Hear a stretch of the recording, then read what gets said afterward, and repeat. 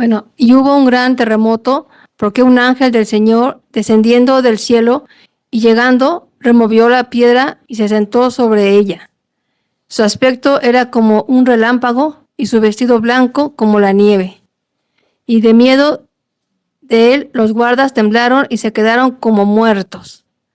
Mas el ángel respondiendo dijo a las mujeres: no temáis vosotras, porque yo sé que buscáis a Jesús, el que fue crucificado. Muy bien, fíjense, voy a detenerme un poco aquí en este punto. Unos dan el anuncio, otros protegen al Señor y le acompañan durante su tentación en el desierto, y ahora otros, en el momento de la resurrección, son los que remueven y quitan la piedra. Pero la pregunta que nosotros tenemos que hacernos, para ellos quitar esa piedra, ¿tenían que manifestarse? No. ¿Por qué se manifiestan? ¿Qué es lo que dice el versículo que acabamos de leer? ¿Qué le pasó a aquellos que estaban como guardianes de la puerta de aquel sepulcro? Sí, mi hermano. Anuncian a las mujeres que son las primeras que llegan, les anuncian que él ya no estaba ahí, ¿no? Porque ellas empiezan a llorar. ¿Dónde le has puesto, no? Y ellas son las que le dicen, él no está aquí, él vive, ¿no? Sin embargo, fíjense que ahí en la parte del versículo dice que cuando ellos vieron los guardias, ¿qué fue lo que sintieron? Miedo. Miedo, temor, porque ahí estaba la autoridad divina.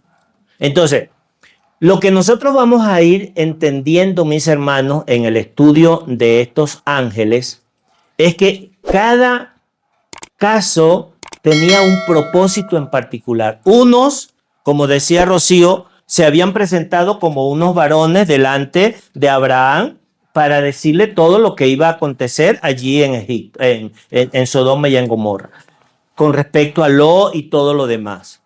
Otros eran invisibles, estaban envueltos en fuego, pero cada uno tenía un detalle, un propósito, y la palabra, que es lo interesante, no los revela.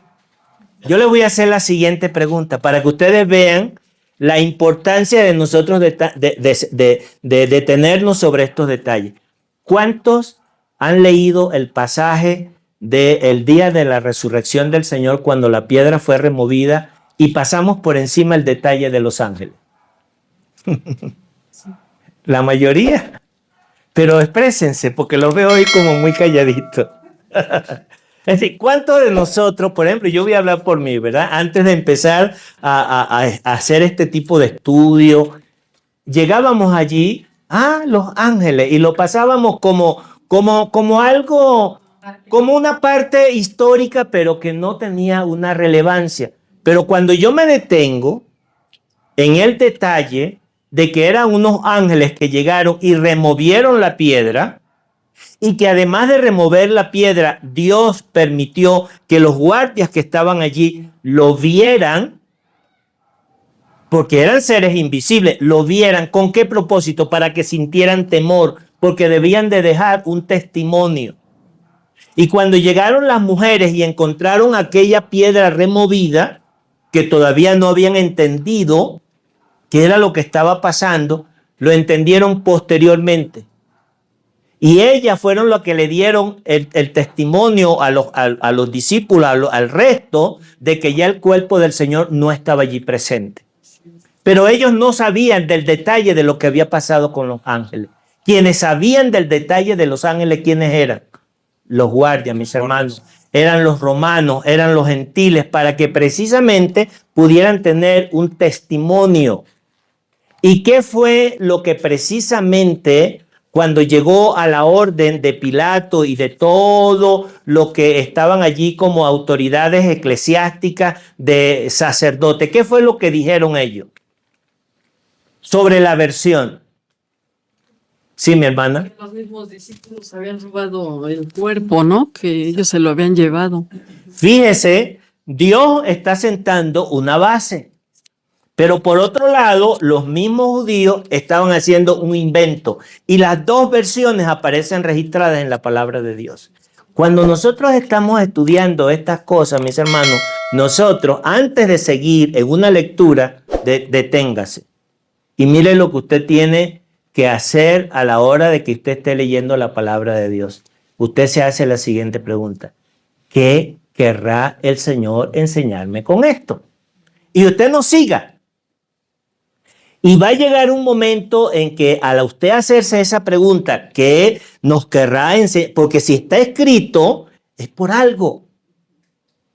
Es precisamente, mis hermanos, para que lo que estaba aconteciendo quedara registrado, de que la resurrección del Señor estaba por encima de dos cosas, de algo que simplemente era como algo natural que había pasado, como había acontecido con otros hombres que habían sido resucitados, como el caso de Lázaro, pero que había una gran diferencia. ¿Cuál era la diferencia?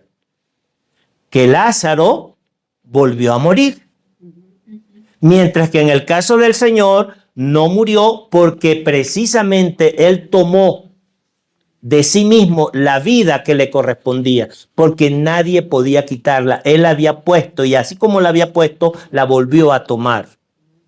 Pero por otro lado estaba la intervención divina con los ángeles. ¿Y cómo lo permite? Que unos romanos, que unos gentiles pudieran haberse dado cuenta.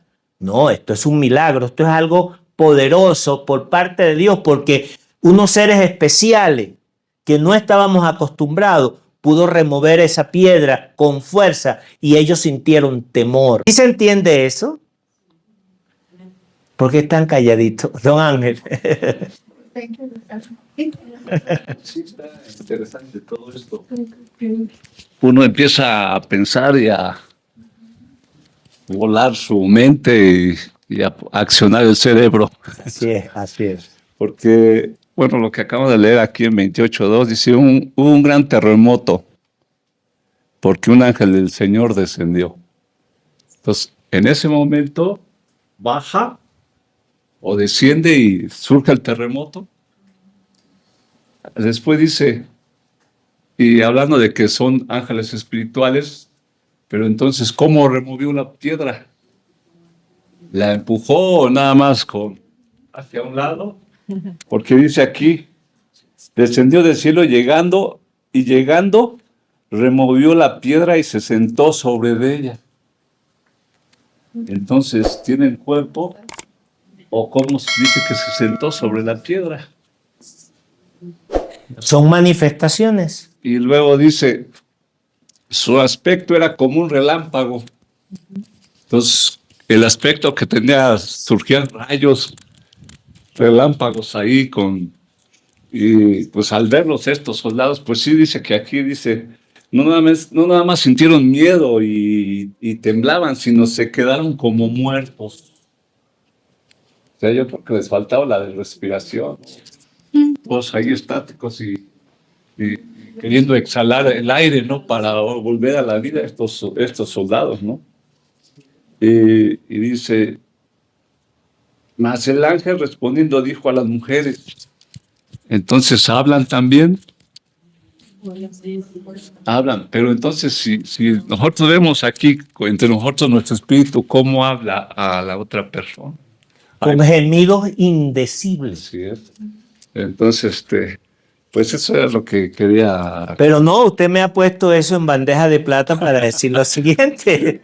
Ahora, imagínese cuando aparece un juicio de un terremoto. ¿Qué es lo que normalmente la gente dice? Ay, la tierra está mal, que el ambiente climático, que yo no sé qué, que yo no... Ahora te voy a hacer la siguiente pregunta, ahora yo se las voy a devolver. ¿Y no será que un ángel está ejecutando juicio?